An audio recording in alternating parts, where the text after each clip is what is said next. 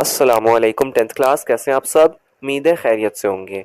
आज हमारे पास next topic है टेंथ क्लास बायोलॉजी का, disorders of the digestive system.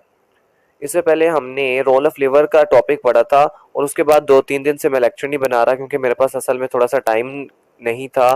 तो मैंने सोचा कि इसकी प्रेजेंटेशन बनाए बगैर ही हम इसको ऐसे ही कर लेते हैं बुक से, क्योंकि ये बुक से ही आपको याद करने में ईजी लगेगा। उस तरह आपको थोड़ा सा डिफिकल्ट लग सकता था, तो मैंने सोचा कि हम इसको ऐसे ही बना लेते हैं। ठीक है, तो हम इसको स्टार्ट करते हैं। हमारे पास टॉपिक है disorders of the digestive system. इसका मतलब ये होता है कि हमारे पास जो हमारी बॉडी का डाइजेस्टिव सिस्टम होता है, जिसको अभी हमने पढ़ा है, इसके रिलेटेड कुछ बीमारियां होती हैं। मतलब इसके अंदर किसी वजह से कोई सिस्टम ऐसा हो जो खराब हो जाए, कोई ऐसी चीज अच्छे से काम ना करे, तो उसकी वजह से कोई बीमारी हो सकती है। इस चीज को हम कहते हैं डिसऑर्डर्स ऑफ डाइजेस्टिव सिस्टम। आपकी बुक ने 3 डिसऑर्डर्स डिस्कस किए हैं। सबसे फर्स्ट है डायरिया। पहले अब मैं आपको समझा देता हूँ कि इसमें होता क्या है, फिर हम इसको पढ़ेंगे ताकि आपको इजी हो जाए। डायरिया में ऐसा होता है कि जो भी आप लोग खाना खाते हैं उसके अंदर जो भी वाटर होता है या वाटर को आप इनटेक करते हैं, तो लार्ज इंटेस्टाइन का काम ये होता है कि उसने उस वाटर को एब्जॉर्ब करना है और ब्लड में मिक्स करना है। ठीक है, but in the case of diarrhoea due to some bacterial और वायरल इन्फेक्शन, या तो कोई बैक्टीरिया इन्फेक्शन करेगा या कोई वायरल यानी वायरस का इन्फेक्शन होगा, या वैसे कोई दूसरा पैरासाइट भी इन्फेक्शन कर सकता है। किसी इस केस के इन्फेक्शन की सूरत में आपका लार्ज इंटेस्टाइन वाटर को एब्जॉर्ब नहीं करता। जो आपके फूड में जितना भी वाटर है वो सारा का सारा इलिमिनेट कर दिया जाता है बॉडी से, जिसकी वजह से आपको लूज और वाटरी स्टूल्स का सामना करना पड़ता है। इसको कहते हैं डायरिया। आप सबसे पहले पढ़ के देखें। Diarrhoea is characterised by frequent यानी बार बार लूज और वाटरी स्टूल्स। ठीक है, diarrhoea can lead to dehydration. अब देखें, क्योंकि जो आपने वो पानी पिया था या जो आपके खाने में वाटर था वो अब आपके ब्लड में मिक्स नहीं हो रहा, मतलब आपकी बॉडी उसको यूज नहीं कर पा रही, जिसकी वजह से आपकी बॉडी में डिहाइड्रेशन हो सकती है, पानी की कमी। क्योंकि जितना भी पानी आप पी रहे हैं वो सारा आपकी बॉडी से बाहर जा रहा है। Specially in children's and the elderly. खास तौर पे ये बीमारी कहाँ पे आपको नजर आती है, या बच्चों में या ज्यादा बूढ़ों में ये आपको नजर आती है।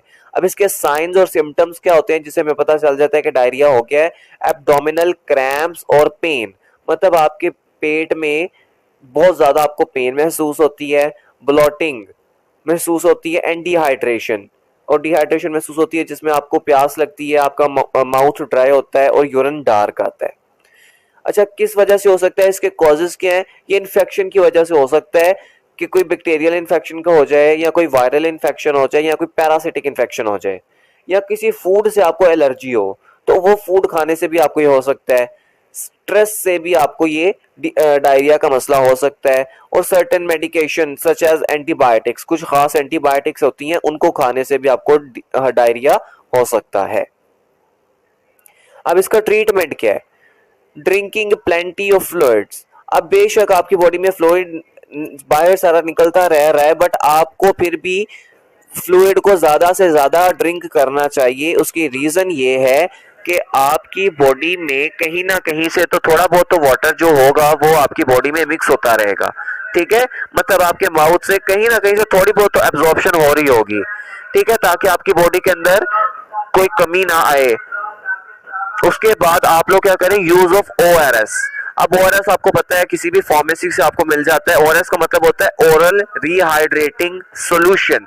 अब ये ऐसी चीज होती है जो कि आपके माउथ से ही एब्जॉर्प्शन शुरू हो जाती है वाटर की, मतलब आपके ब्लड के अंदर मिलना शुरू कर देता है पानी इन माउथ से ही, तो जिसकी वजह से आपकी बॉडी में कम से कम डिहाइड्रेशन तो नहीं होती है ओआरएस पीने से। ठीक है, इसका मतलब होता है ओरल रिहाइड्रेटिंग सॉल्यूशन, ऐसा सॉल्यूशन जो कि आपको माउथ से ही वाटर को एब्जॉर्ब करता है, आपकी बॉडी में माउथ से ही वाटर मिलना शुरू हो जाए।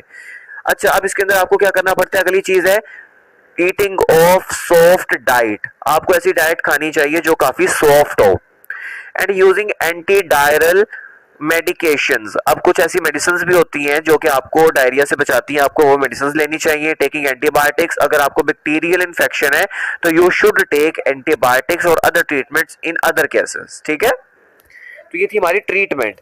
अब अगर आप डायरिया से बचना चाहते हैं, इसकी प्रिवेंशन क्या है, ठीक है, तो इसके लिए आप क्या करें, वॉशिंग हैंड्स रेगुलरली।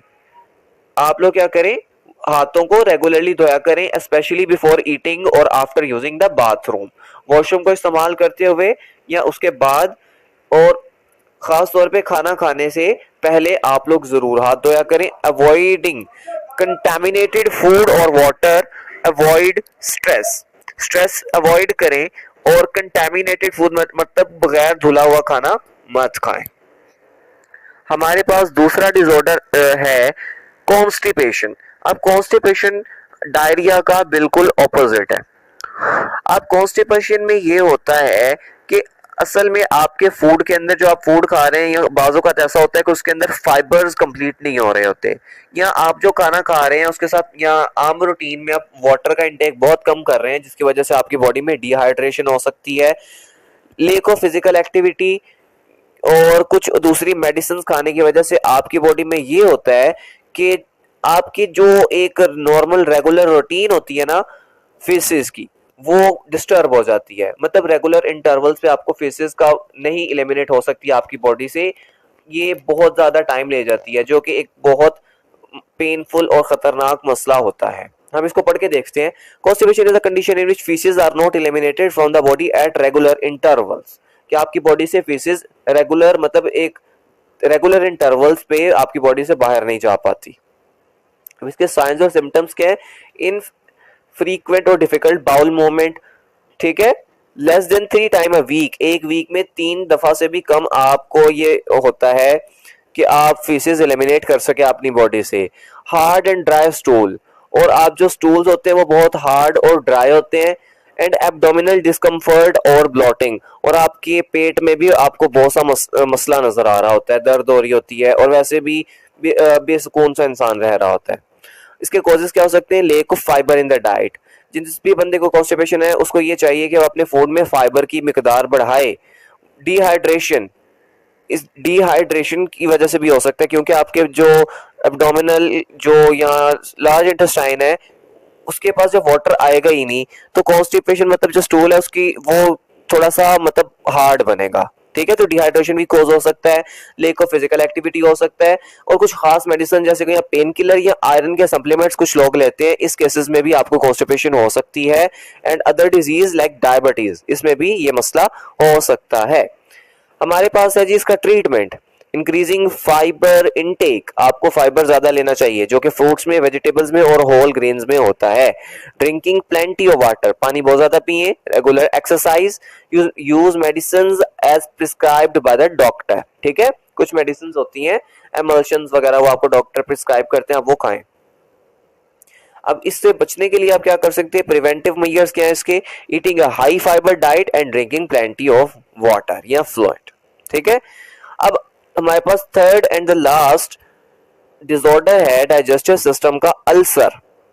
अल्सर ऐसा होता है कि आपकी बॉडी के अंदर जो एलिमेंट्री कैनाल में या कहीं स्टमक में, मतलब पूरे डाइजेस्टिव सिस्टम में एलिमेंट्री कैनाल के अंदर कहीं न कोई जख्म बन जाए, या ऐसा हो जाए कि जो एसिड आपकी स्टमक में रिलीज हो रहा था उस एसिड की वजह से आपका स्टमक या आपका पूरा एलिमेंट्री कैनाल में से कोई भी हिस्सा डैमेज हो जाए, ठीक है। इस केस को कहते हैं अल्सर होना, ठीक है।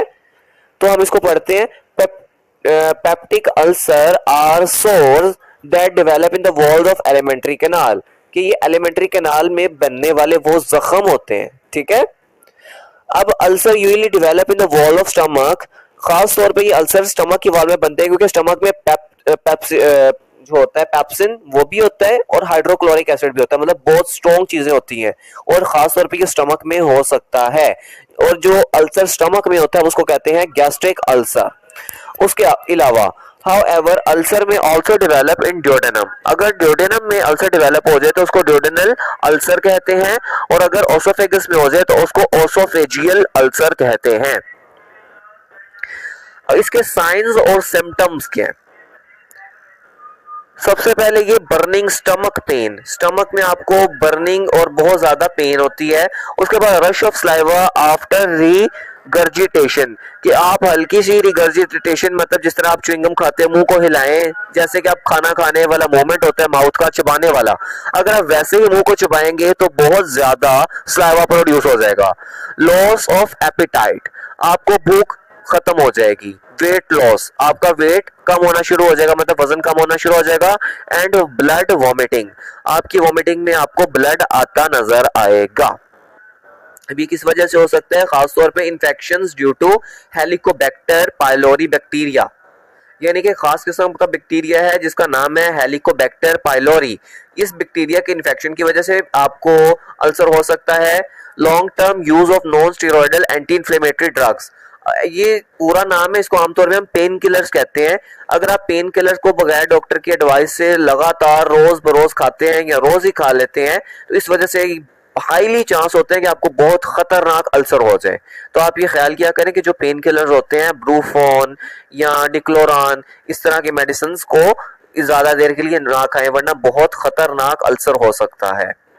उसके बाद एक्सेसिव अल्कोहल कंजम्पशन, बहुत ज्यादा अल्कोहल पीने की वजह से, स्मोकिंग करने की वजह से, स्ट्रेस की वजह से भी। ठीक है, अब इसका ट्रीटमेंट क्या हो सकता है? Antibiotics to clear Helicobacter pylori infection. अब ऐसी आप एंटीबायोटिक्स लें जो कि हेलिकोबैक्टर पाइलोरी बैक्टीरिया के इन्फेक्शन को खत्म कर दे, और ऐसी मेडिसिन को हम कहते हैं antacids and proton pump inhibitors, ये इसका नाम है मेडिसिन का। ठीक है, मतलब ये उसकी काइंड होती है। उसके बाद प्रिवेंशन, अगर आप अल्सर से बचना चाहते हैं तो आप क्या करें? Avoid excessive use of pain killer, मतलब एनएसएइड्स। आप पेन किलर्स को बहुत खास तौर पे इस्तेमाल करें, बहुत कम इस्तेमाल करें। ठीक है, उसके बाद क्या करें जी? स्पाइसी फूड से बचें और बैलेंस डाइट लें। तो ये था हमारा आज का लेक्चर। अगर आपको कोई इसके बारे में समझ नहीं आती तो आप कमेंट करके पूछ सकते हैं। उस तब तक के लिए अल्लाह हाफिज, थैंक यू सो मच।